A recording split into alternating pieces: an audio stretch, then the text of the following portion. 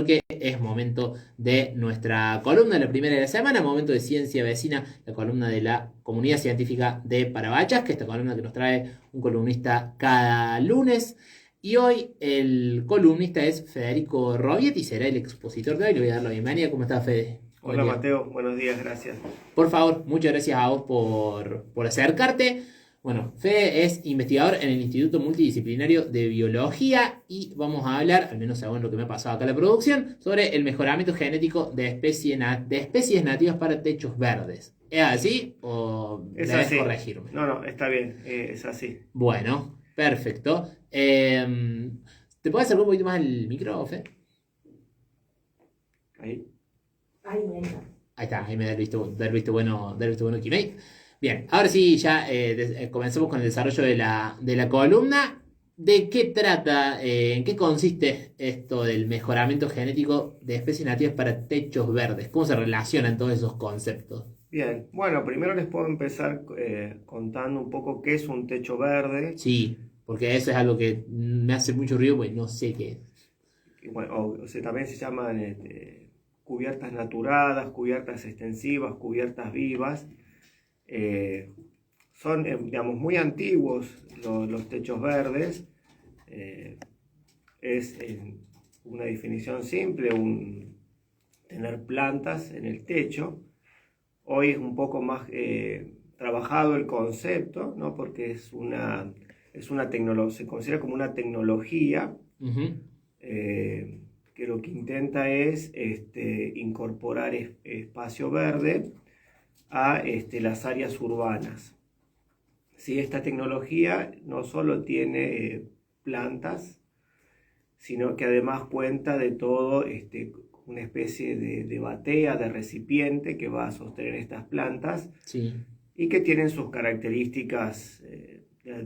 Hay distintos diseños en el mercado, pero tienen sus características como telas para que no rompa la raíz, que es un sustrato especial, que es como una tierra con algunas características para que se acumule el agua, la humedad y puedan vivir estas plantas.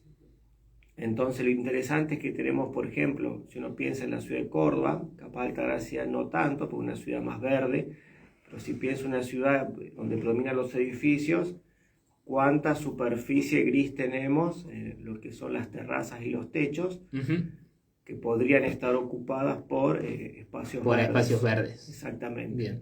Es un detalle de la urbanización que por ahí tanto no se pone en cuestión, al menos desde lo que son las bajadas discursivas, me parece. Creo que cuando hay desmonte, por ejemplo, se habla, bueno, se quitan estos espacios verdes, o se quitan estos árboles, o este bosque nativo para edificar, pero no se piensa en la consecuencia puntual que tiene cada edificación, que es un poco lo que está detallando.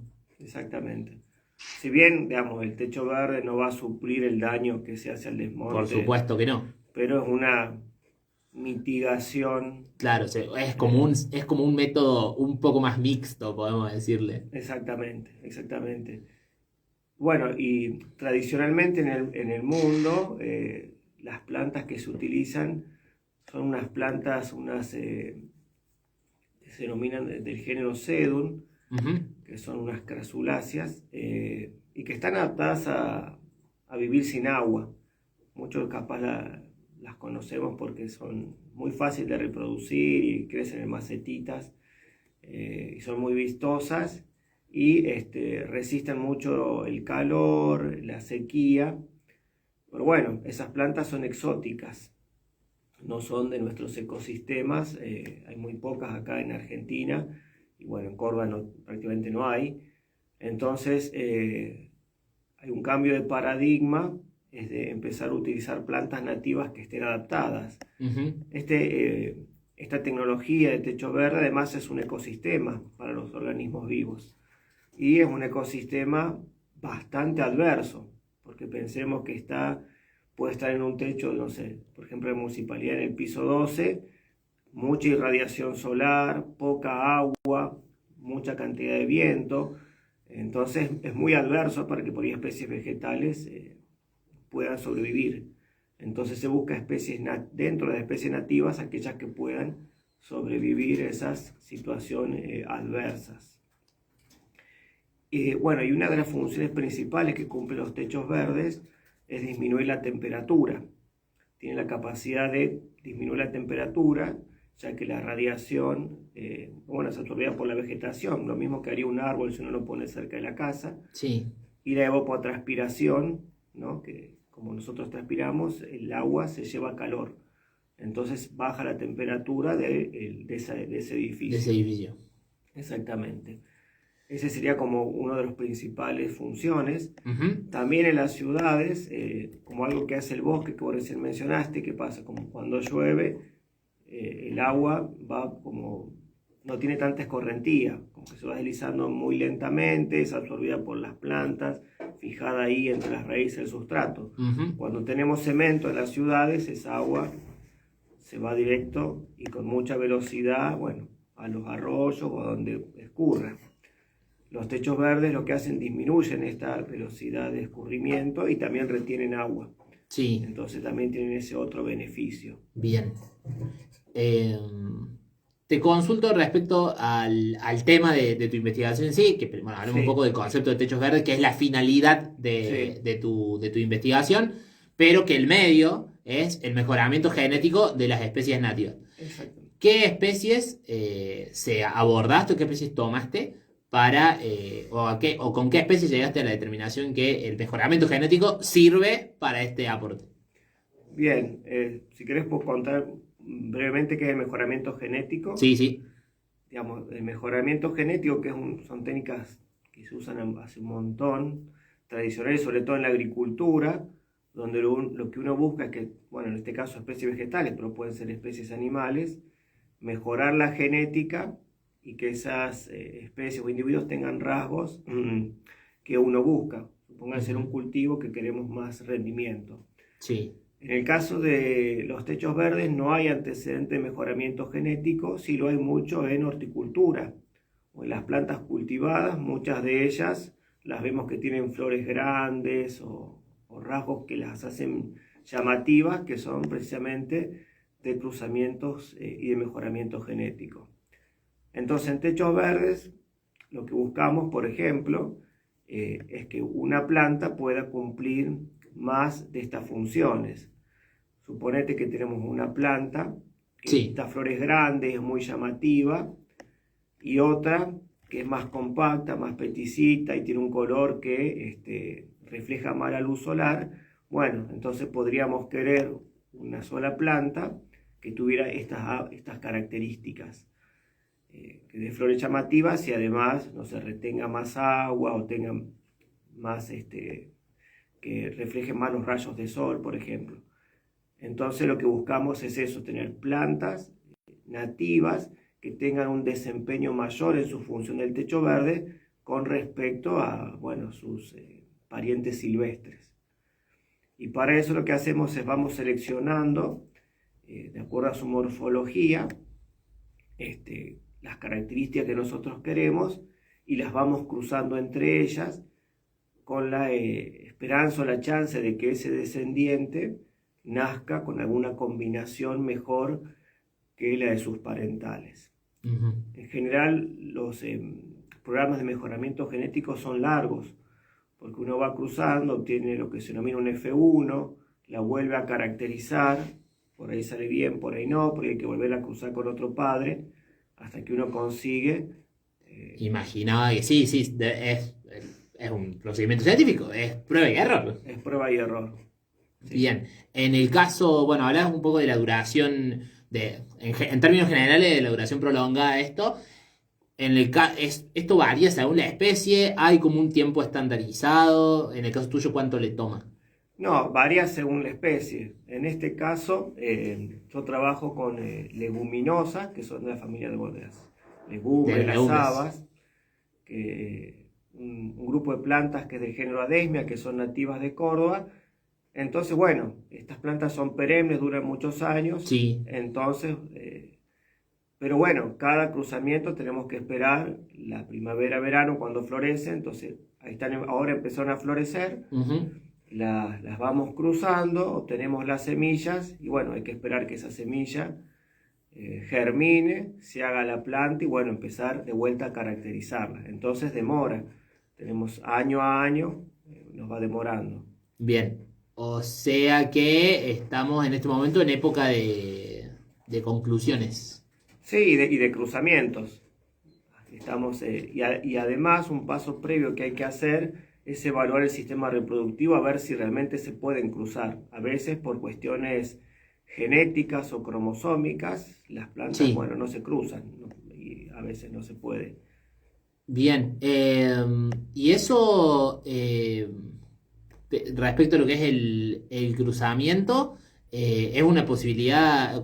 Me llama la atención esto, la proporción que puede haber entre plantas que no se pueden cruzar, genéticas que no se pueden combinar y genéticas que sí. ¿Qué es lo más?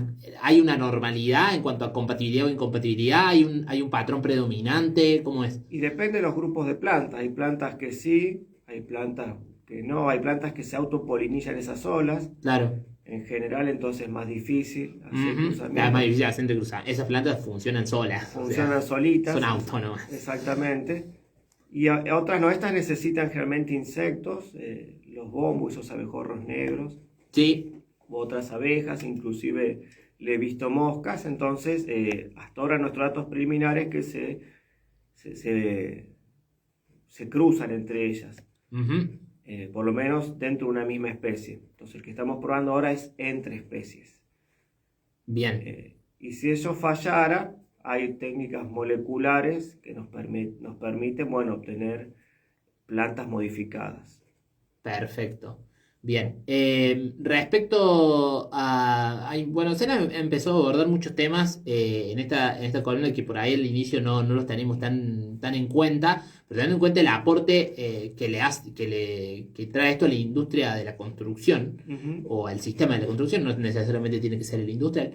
Hemos estado conversando mucho respecto a la combinación o el nexo, la articulación que puede llegar a tener este tipo de trabajos con el sector privado. En este caso es un aporte que al sector privado le puede servir mucho. Entiendo que hoy por hoy la opción de la bioconstrucción no es la más elegida, si bien está tomando un poco más de auge. Has podido trabajar de la mano con algunos otros emprendimientos, con algunas empresas, los aportes son requeridos por alguien, se los ha tratado de acercar a otros, a gente del ámbito de la construcción. Sí, digamos, desde mi grupo de investigación, bueno, capaz no nombramos al INVIP que pertenece Sí. al CONICET y a la UNC, Ujú. pero gran parte de estos desarrollos se hacen desde la Universidad Católica de Córdoba. Bien, ya empezamos con una institución Sí, privada, que también está en asociación con el CONICET. Hay un convenio. no, hay una unidad ejecutora, hay un instituto de investigación que se llama IRNASUS. Ujú. Mi directora se llama Lili Moff. Ella sí ya viene trabajando hace mucho con techos verdes y con horticultura, y sí está esta articulación con la parte privada, constructivista. De hecho, la Municipalidad de Córdoba, hay una ordenanza, que no recuerdo el número, pero que exige, entiendo, para habilitar un edificio, un techo verde. Entonces sí se está moviendo bastante, por lo menos en Córdoba capital. Bien. Respecto a lo que es el futuro de estas investigaciones, cómo se planifican? Si es que hay alguna planificación. Y bueno, me parece como es un tema, bueno, que da soluciones puntuales. Bueno, yo espero que siga creciendo, bueno, por el apoyo no solo de la industria constructivista. La idea es también que estas plantas vayan a los productores. Hay muchos viveros de nativas o no nativas, entonces, bueno, que esto vaya al mercado Ujú. y se incorpore a la cadena productiva. Bien, eso te iba a consultar. A lo que es la incorporación a la cadena productiva, ¿te referís? Perdón, quizás estoy diciendo una burrada, estoy preguntando algo muy obvio, pero es la comercialización o que a los viveros lleguen las plantas que sirven para el mejoramiento genético y que Claro. a partir de ahí, que parta desde ahí ese laburo. Claro, si bueno, esta planta sirve, bueno, ya la pueden empezar a producir, vender, y bueno, se ponen en contacto con quien instala techos verdes y Ujú. incorporarle a ese circuito. Bien, en cuanto a lo que es este tipo de ejecuciones, el laburo que vienen haciendo con tu grupo de investigación, ¿a dónde ha llegado, por ejemplo? Ahí hablábamos un poco de los nexos o las posibles articulaciones con construcciones, que ahí lo desarrollamos un poco. Hablas de esto de que ya de los viveros.